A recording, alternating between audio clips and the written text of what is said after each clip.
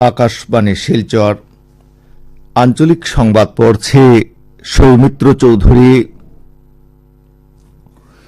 রাজ্যের মহিলা ও শিশু বিকাশ মন্ত্রী অজন্তা নিয়োগ আজ সকাল 11টায় গৌহাটির শ্রীমন্ত শঙ্করদেব কলাক্ষেত্রের আন্তর্জাতিক প্রেক্ষাগৃহে শক্তিশালী মহিলা শক্তিশালী দেশ নির্মাণ করার উদ্দেশ্যে নারী আদালত ও পালনার উদ্বোধন করবেন।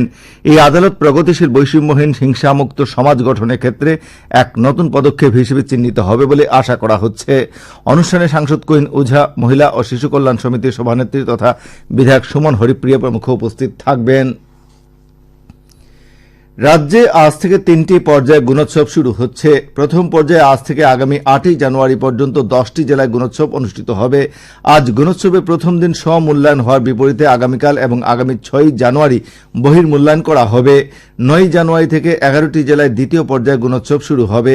অনুরূপভাবে 5ই ফেব্রুয়ারি থেকে 8ই ফেব্রুয়ারি পর্যন্ত তৃতীয় পর্যায়ে 10টি জেলায় এই গুণোৎসব কার্যসূচি অনুষ্ঠিত হবে। গুণোৎসবে সরকারি প্রাদেশিকৃত চা বাগান, আদর্শ বিদ্যালয়, আবাসিক বিদ্যালয় সহ 43,498টি বিদ্যালয়কে অন্তর্ভুক্ত করা হয়েছে। প্রথম শ্রেণী থেকে নবম শ্রেণী পর্যন্ত 39,63,542 জন ছাত্রছাত্রী গুণোৎসবে অংশগ্রহণ করবে। এই গুণোৎসবের জন্য 18,098 জন বহির্মূল্যায়ন নিয়োগ করা হয়েছে।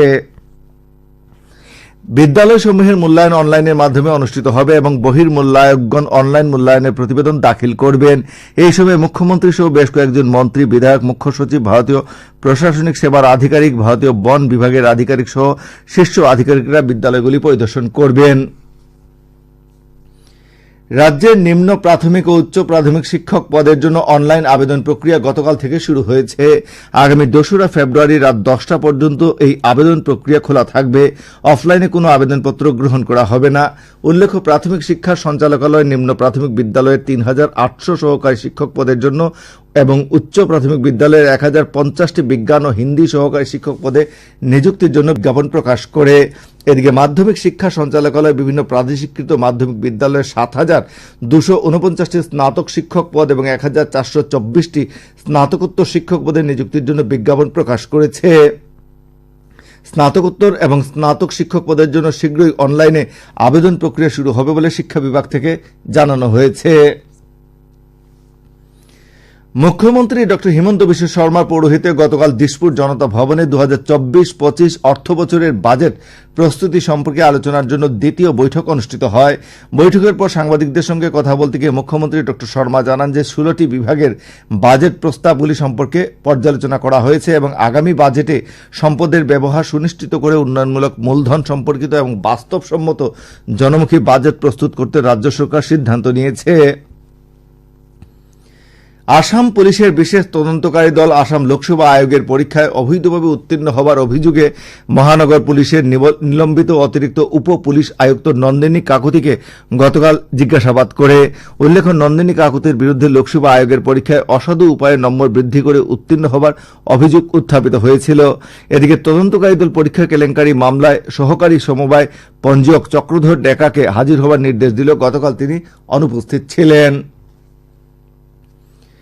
করিমগঞ্জ জেলার দক্ষিণ করিমগঞ্জ উন্নয়ন খণ্ডের অন্তর্গত 9টি গ্রাম পঞ্চায়েতে আজ থেকে আগামী 8ই জানুয়ারি পর্যন্ত বিকশিত ভারত সংকল্প যাত্রার বিশেষ সভা অনুষ্ঠিত হবে। আজ সকাল 9:30টায় সিঙ্গারিয়া গ্রাম পঞ্চায়েতের সিঙ্গারিয়া বাজারে এবং বেলা 1:30টায় ফতেপুর গ্রাম পঞ্চায়েতের উত্তর খাগাইলে বিশেষ সভা অনুষ্ঠিত হবে।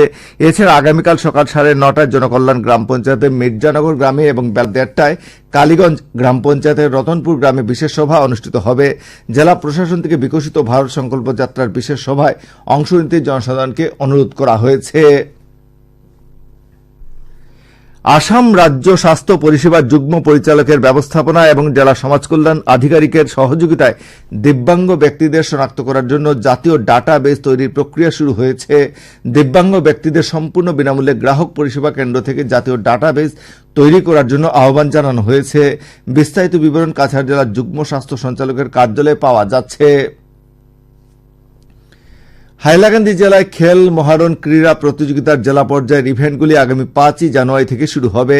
জেলা ক্রীড়া সংস্থার মাঠে আয়োজিত এই প্রতিযোগিতা আগামী 7ই জানুয়ারি পর্যন্ত চলবে। উল্লেখ্য, আগে এই প্রতিযোগিতা 4 জানুয়ারি থেকে শুরু হবার কথা ছিল। এদিকে জেলা প্রশাসন থেকে প্রতিযোগিতা সুষ্ঠুভাবে আয়োজনের জন্য 4টি কমিটি গঠন করা হয়েছে। আঞ্চলিক সংবাদ এখনকার মতো শেষ হলো। পরবর্তী আঞ্চলিক সংবাদ রাত 7:45 মিনিটে।